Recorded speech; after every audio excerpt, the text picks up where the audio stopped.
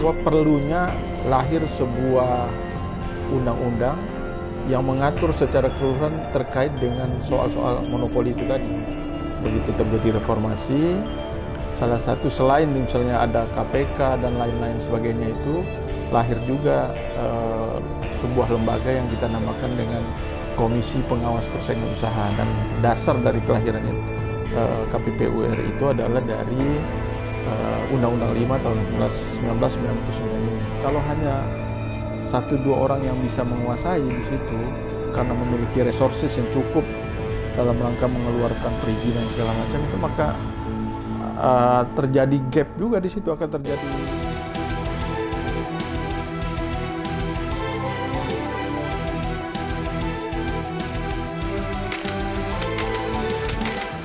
Assalamualaikum warahmatullahi wabarakatuh.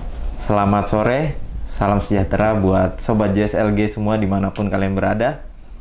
Kembali lagi bersama saya Andrian, dimana pada kesempatan yang berbahagia kali ini di tengah-tengah kita sudah hadir Bapak Sabarudin, Sarjana Ekonomi Magister Manajemen. Selamat datang Pak. Ya, makasih. Ya, dan beliau merupakan Direktur Eksekutif dari Pusat Kajian dan Advokasi Persaingan Usaha. Langsung saja kita berbincang-bincang nanti mungkin terkait pengedukasian mengenai persaingan usaha dan Pusat Kajian serta Advokasi Persaingan Usaha. Itu sedikit mengenai Bapak Sabarudin selaku Direktur Eksekutif Puskapu.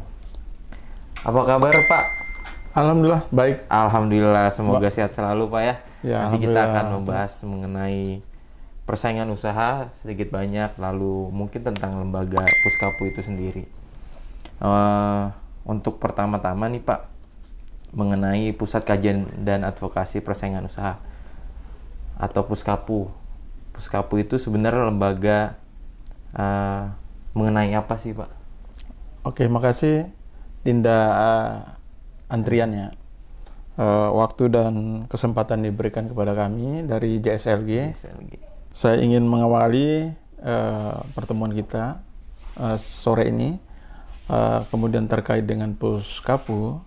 Puskapu adalah Pusat Kajian dan Advokasi Persaingan Usaha. Jadi ini ada lembaga NGO yang bergerak dalam soal-soal isu-isu persaingan usaha di Indonesia. Jadi kami sudah hampir 4 tahun berdiri, dan awal dari kami berdiri itu adalah didorong oleh teman-teman yang ada di KPPU RI, khususnya Komisioner KPPU, agar isu-isu soal persaingan usaha itu bisa terus dimunculkan, karena kita paham dan kita memaklumi bahwa persaingan usaha di Indonesia ini memang perlu mendapat perhatian yang serius sebenarnya.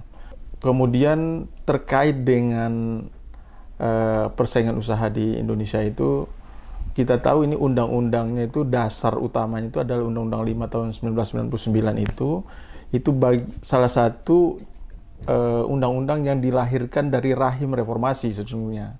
Jadi begitu terjadi reformasi, salah satu selain misalnya ada KPK dan lain-lain sebagainya itu, lahir juga sebuah lembaga yang kita namakan dengan Komisi Pengawas Persaingan Usaha, dan dasar dari kelahiran KPPU RI itu adalah dari Undang-Undang 5 tahun 1999 ini.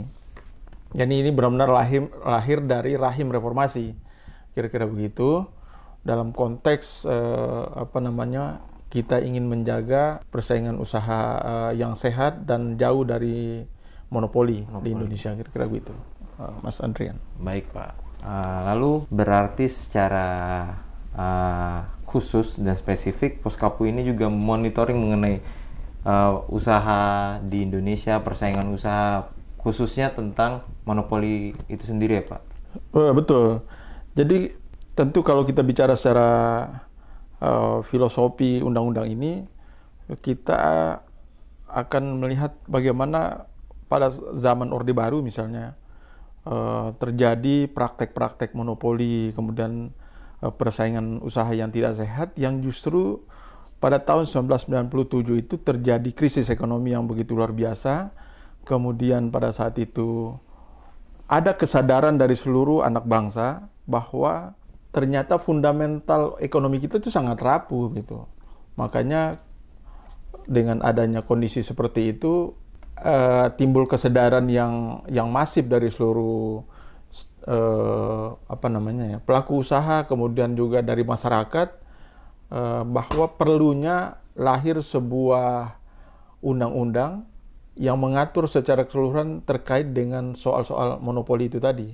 Jadi terjadi monopoli yang sangat luar biasa sehingga sebagian besar dari pelaku usaha di Indonesia itu ada yang dianak emaskan lah kira gitu, ada yang dianak tirikan, sehingga kegiatan bisnis, kegiatan usaha itu berjalan tidak seimbang.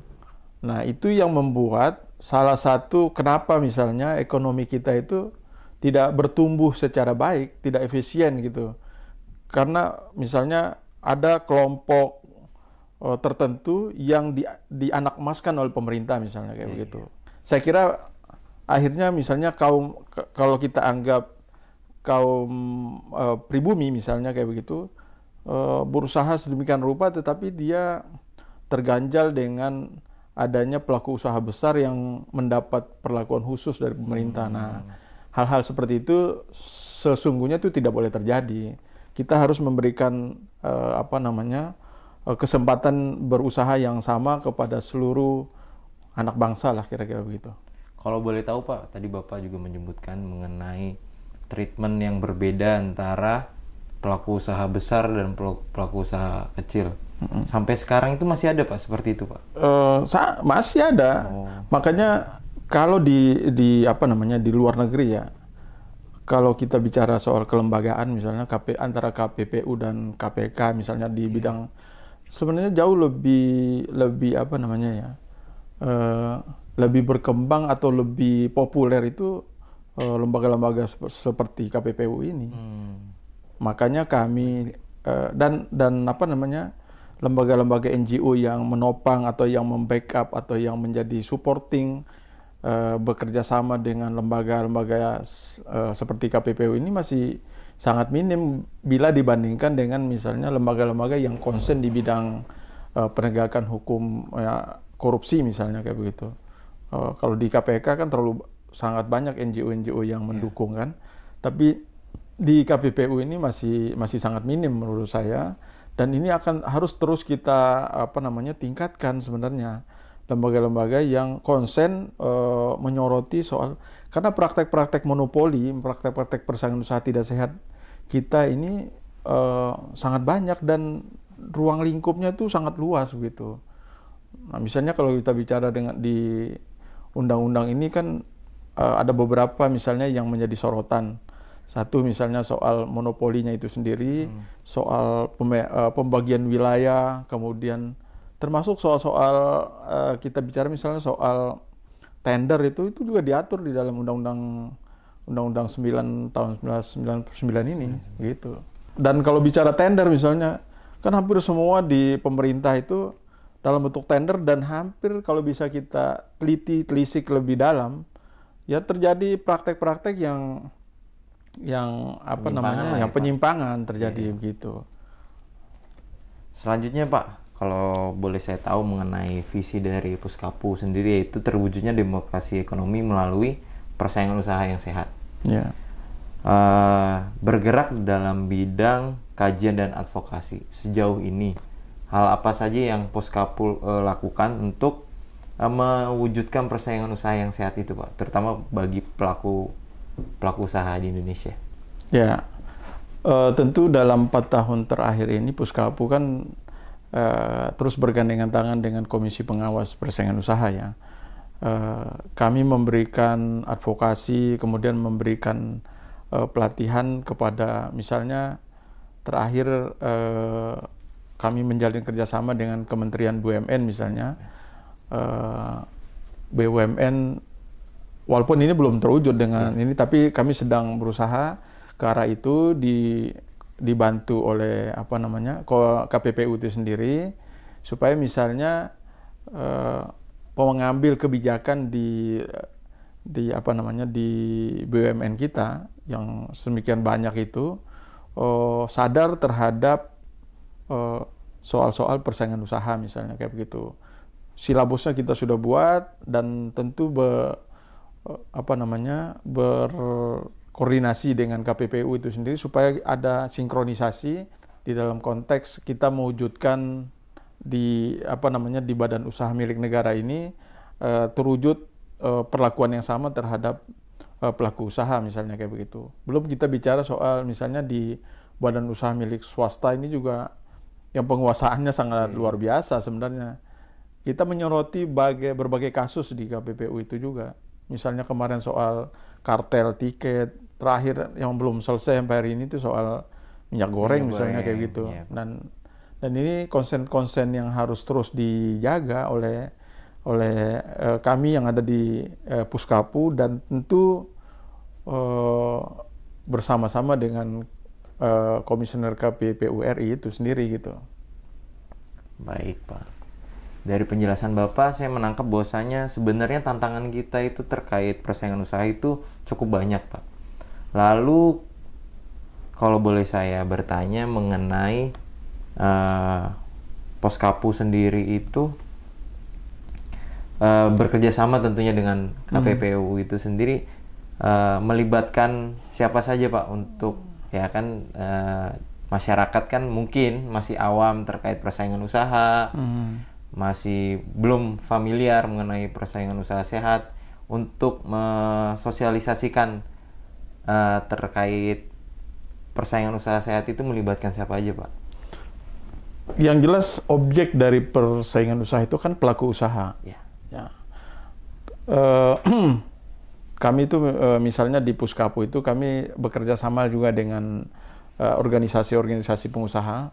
Ada HIPMI, kemudian juga kami kadang-kadang juga beberapa kali mengundang dari pimpinan Kadin Indonesia misalnya mensosialisasi terkait dengan aturan, kemudian terkait juga dengan apa yang tidak boleh, apa yang boleh dilakukan di dalam konteks persaingan usaha itu sendiri. Dan teman-teman yang ada di HIPMI misalnya di Kadin itu sangat aware dengan isu-isu ini, karena bagaimanapun soal-soal ini menyentuh kepada mereka langsung gitu. Iya. Jadi terasa. Di lain pihak sebenarnya kita juga mengedukasi ke masyarakat, karena pada ujungnya masyarakat yang akan menjadi yang menerima atau merasakan impact dari apabila terjadi persaingan usaha itu sendiri gitu. Jadi misalnya soal pengaturan harga misalnya kayak begitu, yang akan merasakan imbasnya itu ya tentu masyarakat begitu. Dan itu tidak baik lah dalam konteks yang seharusnya dia beli 1.000, kemudian karena adanya praktek monopoli persaingan usaha itu dia harus membeli sesuatu dengan harga yang jauh lebih mahal karena hanya dikuasai oleh satu atau dua pelaku usaha misalnya. Dan mereka itu kan bisa bersekongkol di situ kong kali kong. Ya. Nah, itulah salah satu isu-isu yang ada di dalam ini gitu. Sangat menarik sebenarnya kalau kita terus telusuri gitu kan. Misalnya HPH barang itu hanya 1.000, kemudian karena dikuasai oleh satu atau dua pihak aja, dia bisa bersekongkol sebagai produsen dari barang tersebut, maka dia bisa naikkan 5.000. Padahal dan itu kan keuntungan yang sangat luar biasa, yang kena itu kan masyarakat. Betul. Gitu. Kira-kira begitu. Menarik Pak pembahasan kalau saya lanjutkan nih Pak mengenai monopoli ya. Sebenarnya sektor yang seksi untuk dimonopolikan tuh sektor apa Pak selain sembako ya, mengenai kemarin kita sudah dengar mungkin ada isu terkait monopoli minyak goreng, lalu tadi Bapak juga mention di awal terkait tiket. Itu selain itu apa Pak yang seksi untuk dimonopolikan oleh oknum? Prinsipnya itu yang paling konsen kita itu hari ini itu adalah soal-soal yang menyangkut yang melibatkan masyarakat banyak. Jadi bukan hanya barang tapi juga jasa ya, yang sektor jasa yang langsung bersentuhan dengan masyarakat banyak. Dan itu bisa salah satu, tentu kalau bicara masyarakat banyak kan yang paling yang paling dominan itu misalnya soal sembako misalnya kayak begitu kan.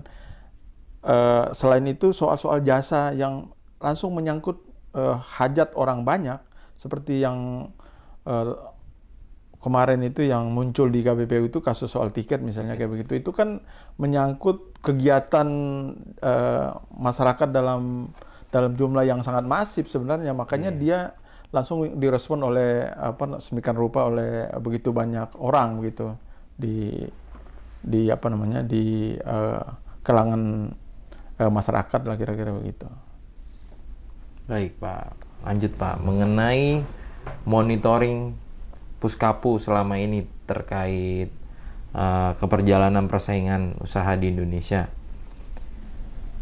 Kendalanya apa aja sih Pak dalam monitoring? Kalau bicara kendala ya tentu yang pertama pasti terkait dengan kelembagaan KPPU itu sendiri. Kami sempat dulu itu di awal-awal itu menyoroti soal penguatan kelembagaan KPPU-nya itu sendiri. Menurut kami secara regulasi di undang-undang itu perlu penguatan kelembagaan di KPPU. Misalnya soal pegawai KPPU itu sendiri kan dia bukan ASN di sana tuh. Sama seperti dulu KPK itu juga seperti itu. Jadi mereka ini sendiri mandiri kira-kira begitu, tetapi masih belum setara lah, masih di bawah standar menurut saya ya. Itu satu soal kelembagaan KPPU yang harus terus diperkuat sebenarnya, sehingga dia mampu menjalankan tugas, fungsi dan wewenang KPPU itu secara optimal di dalam proses penegakan hukum persaingan usaha di Indonesia. Karena KPPU ini kan sifatnya kuasi peradilan. Dia yang memeriksa, dia juga yang mengadili. Dia menuntut, dia juga yang menetapkan, mengadili lah kira-kira begitu ya. Dan itu harus diperkuat tentang tugas, wewenang dan fungsi KPPU itu sendiri. Itu yang masih perlu mendapat penguatan dari pemerintah, DPR dan seterusnya, kira-kira begitu. Kemudian Pak, mengenai KPPU sejauh ini selain sebagai stakeholder atau mitra kerja KPPU, Puskapu sendiri itu telah melakukan apa saja Pak dengan terakhir kami itu menyoroti soal izin pertambangan. Izin pertambangan itu bekerja sama waktu itu juga selain dengan KPPU, kemudian kami juga mengundang dari Ombudsman RI waktu itu soal pemberian, ada rekomendasi dari kejaksaan itu. Jadi saya kira itu akan menjadi sesuatu yang menimbulkan persaingan usaha tidak sehat atau monopoli juga di situ sebenarnya dalam konteks izin pertambangan. Karena misalnya kalau kita bicara pertambangan di sektor hulu misalnya gitu, maka dia akan kemudian bergerak sampai ke hilir karena banyak pelaku usaha yang akan terlibat di dalam konteks pertambangan misalnya kayak begitu. Kalau hanya 1-2 orang yang bisa menguasai di situ karena memiliki resources yang cukup dalam rangka mengeluarkan perizinan segala macam itu, maka terjadi gap juga di situ, akan terjadi tanda kutip ya, penyimpangan yang kita mulai dari awal sesungguhnya gitu. Nah, itu juga disoroti oleh Puskapu pada waktu itu, dan alhamdulillah setelah itu kita juga mengundang Kejaksaan Agung waktu itu, tapi akhirnya gara-gara adanya sorotan dari Puskapu pada waktu itu, dalam waktu yang tidak terlalu lama Kementerian SDM kemudian mengeluarkan keputusan Menteri meluruskan kembali soal perizinan di bidang pertambangan. Alhamdulillah. Ya. Mengenai Puskapu sendiri Pak, Untuk sekarang selain persaingan usaha dan monopoli ada lagi nggak Pak concernnya Pak? Nah, ini yang paling mungkin yang agak di ujung yang ingin kita ingin sampaikan ya. Terkait misalnya hari ini KPPU ini sedang melakukan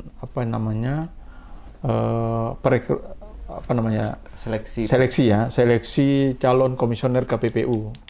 Dan ada beberapa juga dari komisioner itu yang kemudian mendaftarkan diri kembali, dan kita lihat track recordnya juga bagus di 5 tahun terakhir itu.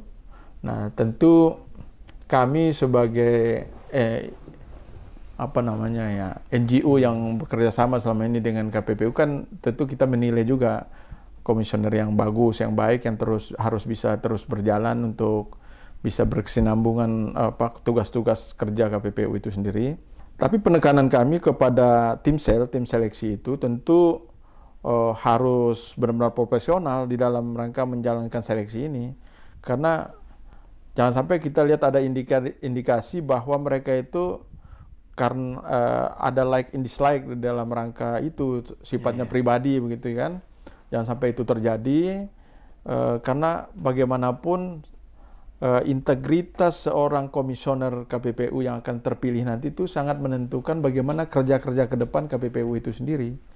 Kalau di awal sudah terjadi hal-hal yang kurang baik, ada karena kelompok dia tertentu kemudian itu yang dipilih, walaupun pada ujungnya nanti akan dibawa ke DPR dan ditentukan oleh presiden misalnya kayak begitu, tetapi kalau input awalnya sudah nggak bagus, nggak benar misalnya kayak begitu, kita sangat mengharapkan kepada tim sel itu bekerja secara baik, secara profesional, sehingga bisa menghasilkan komisioner-komisioner KPPU RI yang nantinya 5 tahun ke depan kita akan tentu berharap banyak dari mereka dalam rangka penegakan hukum persaingan usaha di Indonesia. Kira-kira begitu.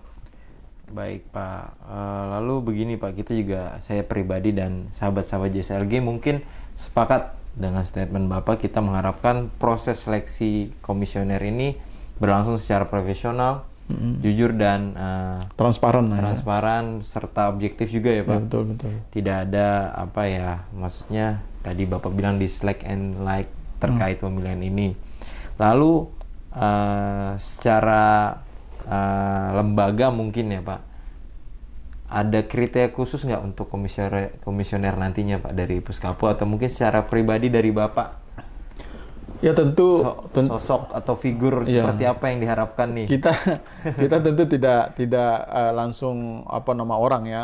Ya, tapi paling tidak secara personality. Secara personal tentu dia harus punya kapasitas di dalam kapabilitas yang cukup ya di dalam ini. Kalau orang hanya dipilih karena teman kita atau apa, tentu tidak pas. Ya, dia harus secara keilmuan harus punya cukup punya kemampuan lah secara kapasitas di dalam memahami tugas, fungsi dan kewenangan dari KPPU itu sendiri. Saya lihat background teman-teman yang yang mendaftarkan diri ini cukup bagus lah ya, di dalam memahami soal hukum persaingan usaha tentu. Dan alangkah baiknya memang tim sel ini memilih orang-orang yang memiliki kategori itu, profesional, terjaga. Tentu yang terakhir itu yang harus di stressing itu memiliki integritas. Karena ketika integritas sudah tidak dimiliki, sehebat apapun itu orang yang jadi komisioner itu dimanapun, termasuk di KPPU itu, menurut saya sih soal hajat hidup orang banyak. Karena di hari ini kita harus sudah bergeser frame pola pikir kita soal usaha itu. Jadi Indonesia ini ketertinggalannya dalam soal ekonomi itu karena sangat minim orang-orang yang berusaha sebenarnya, begitu. Oke, baik Pak, sangat luar biasa untuk perbincangan kali ini. Namun ada satu hal mungkin yang jadi pertanyaan teman-teman nih Pak, mengenai Puskapu itu sendiri yang mana bergerak dalam kajian dan advokasi. Bisa nggak sih Pak masyarakat, misalkan ada masyarakat di luar sana melihat ada indikasi untuk di daerahnya itu terdapat monopoli usaha atau persaingan tidak sehat, itu bisa nggak melaporkan ke Puskapul? Sangat bisa. Kami waktu itu sudah membuat hotline juga, hotline pengaduan ya. Nanti mungkin kita akan rilis kembali soal pengaduan apabila masyarakat ya, karena kita juga ingin melibatkan sebagian besar masyarakat kita lah ya, dalam konteks apabila dia melihat ada persaingan usaha tidak sehat di Indonesia, silakan nanti melapor ke ke Puskapu ya, sehingga nanti kita bisa teruskan.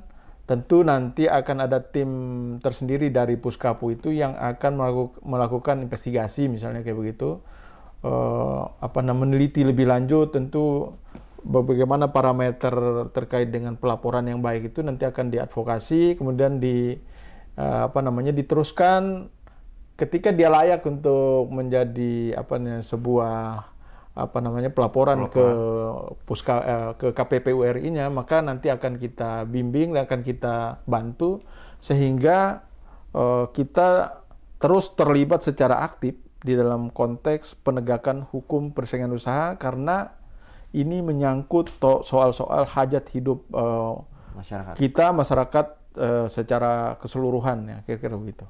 Oke Pak. Terakhir Pak, mungkin closing statement dari Bapak untuk masyarakat dan sahabat JSLG. Oh ya, kepada sahabat JSLG tentu yang pertama saya sangat mengapresiasi kami diundang di sini dalam rangka kita bincang-bincang. Ini sebenarnya masih yang umum-umum aja ya. Tapi mungkin kalau diperkenankan nanti saatnya kita misalnya spesifik soal bagaimana monopoli, bagaimana monopsoni itu terjadi, penguasaan pasar itu terjadi, dan kita bisa terus berinteraksi ya.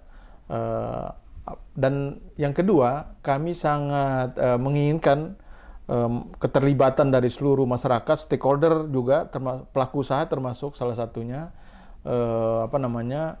bergandengan tangan dengan Puskapu ya, untuk kita menegakkan soal-soal persaingan usaha sehingga ada keadilan yang sama di dalam rangka berusaha di Indonesia, kira-kira begitu.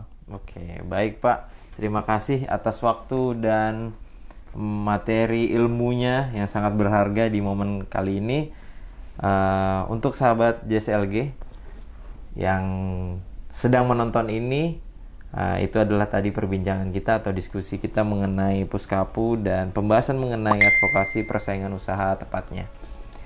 Dan harapannya kita juga tetap bisa setelah ini bisa berinteraksi lebih Pak, mungkin membahas yang lebih spesifik. Betul.